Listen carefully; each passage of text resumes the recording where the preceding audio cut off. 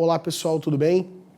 Eu sou o professor Rafael Juca e hoje a gente vai comentar um pouquinho sobre a translação e rotação de espelhos planos, além da associação de espelhos planos, ou seja, a gente vai verificar um pouquinho como é que fica a formação de imagens ou o número de imagens formadas quando nós associamos dois espelhos planos, ok?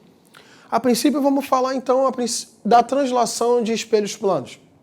Então, eu tenho um objeto O, que ele é luminoso, tá ok? Então aqui está um objeto O, e ele está a uma distância x desse espelho, beleza? Esse espelho aqui nós chamamos o espelho de E, tá ok?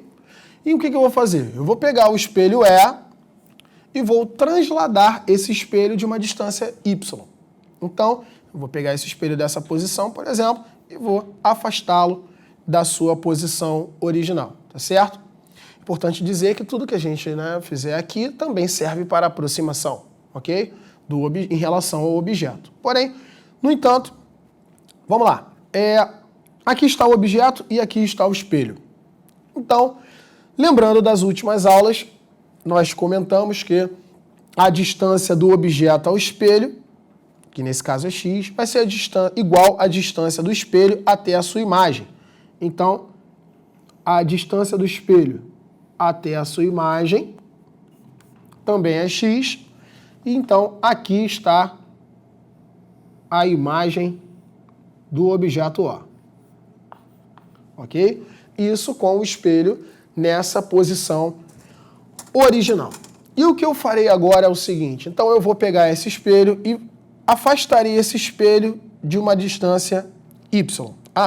Note, importante notar que a distância entre o objeto e a sua imagem, inicialmente, é uma distância de 2x. Então, essa é a distância do objeto à imagem, tá certo? Inicial. O que ocorre? Eu vou pegar, então, esse espelho que estava nessa posição e vou trazer esse espelho para esta nova posição aqui, ó, uma distância y. Movimentei o espelho de uma distância y. Então, esse espelho passa a estar nessa posição, que é uma distância. Houve um acréscimo aqui de y na distância entre o espelho até o objeto. E o que ocorre aqui, novamente, a distância do objeto ao espelho vai ser igual à distância do espelho até a nova imagem formada. Assim sendo,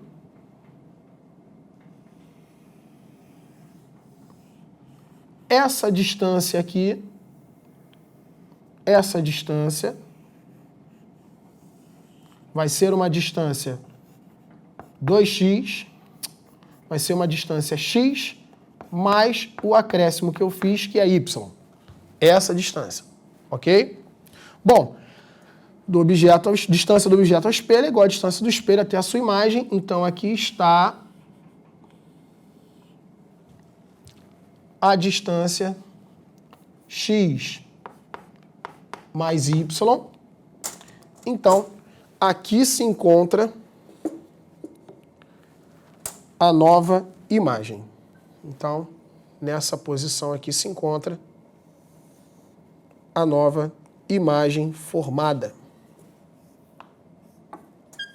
que eu vou chamar de I'. Tá ok? Note que a imagem, por conta dessa translação que ocorreu do espelho, ela também vai se movimentar. Essa aqui, se a gente somar a distância daqui do objeto até o espelho, com a nova distância do espelho até a imagem, nós teremos uma distância 2x mais 2y, tá certo? Então, a distância 2x mais 2y é exatamente a nova distância entre o objeto e a sua imagem.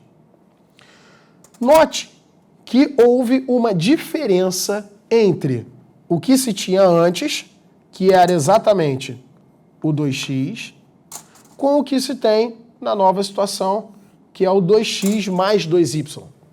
E a diferença é exatamente esse termo aqui, 2y.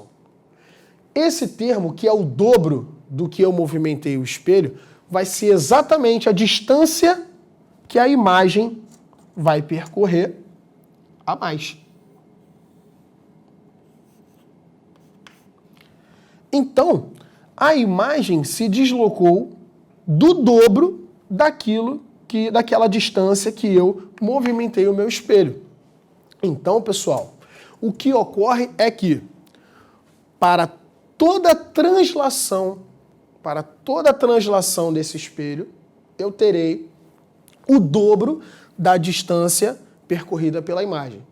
Seja uma distância de afastamento em relação ao objeto, que entra aqui o sinal de mais, seja uma aproximação do espelho em relação ao objeto, que aqui aparece para a gente o sinal de menos, ok?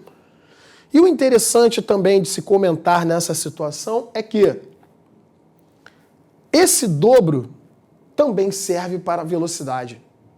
Então, se eu afasto esse espelho do objeto de uma velocidade v, a imagem se afasta do objeto com uma velocidade 2v. Então, esse fato, né, de você ter essa parcela aqui, ó, essa parcela que é o dobro do que eu movimentei o meu espelho, produz essa diferença, essa característica em relação à translação da imagem, ok? Então, pessoal, visto isso, vamos ao próximo quadro para a gente continuar a nossa conversa, ok? Bom, então vamos avaliar a rotação de um espelho plano. E aí, eu vou observar aqui essa fonte pontual F, né? Pode ser um objeto. E aqui eu coloco um espelho. Eu vou colocar esse espelho aqui, pessoal. Vamos tratá-lo como se ele estivesse na horizontal. Pessoal, somente para a gente poder, para facilitar a nossa visualização, tá certo? Mas serve para qualquer superfície com qualquer inclinação, ok? Bom, pessoal, e o que a gente vai fazer aqui é o seguinte. Eu vou fazer eu vou tomar aqui, vou representar o raio luminoso que incide perpendicularmente nessa superfície. Bom, se ele incide perpendicularmente, ele está incidindo sobre a reta normal.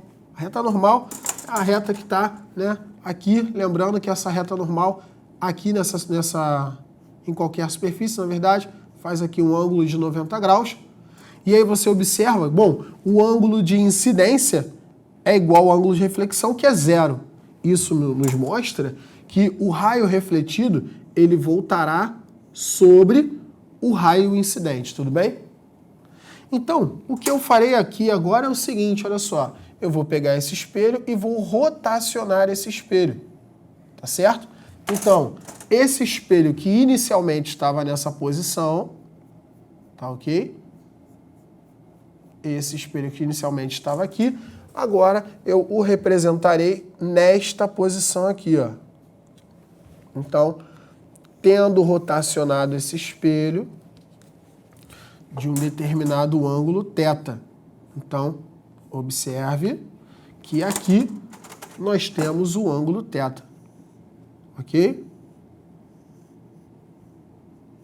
Bom, nessa situação, o raio luminoso que antes, né, era refletido naquela direção, bom, agora ele passa a ser, ele atinge aqui, ó, esse espelho nessa posição que eu estou representando aqui pra gente, tá certo? Então esse daqui é o raio que ele é incidente, tá certo? Bom, pessoal, representando aqui a reta normal, aqui está a representação da reta normal. Aqui está a reta normal, ok? E, devido a essa rotação, repare o seguinte, quando o espelho estava nessa posição, a reta normal, ela perpendicular, né, a essa superfície, ela formava aqui com o raio incidente, pessoal, um ângulo de 0 graus. Devido a essa rotação, quando eu fiz essa rotação de um ângulo θ, a reta normal ela foi rotacionada também de um ângulo θ. Então aqui está o ângulo θ. Tá certo? E essa rotação, essa inclinação da reta normal, observe, faz com que o raio refletido também forme com ela um ângulo θ, por ser decorrência da lei da reflexão.